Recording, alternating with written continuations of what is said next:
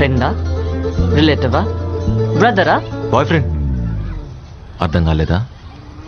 నువ్వు ఇంతలా ఎలా ఇష్టపడగలుగుతున్నావు? తను సూర్యాన్ని మర్చిపోయింది ఇక్కడ కాదు.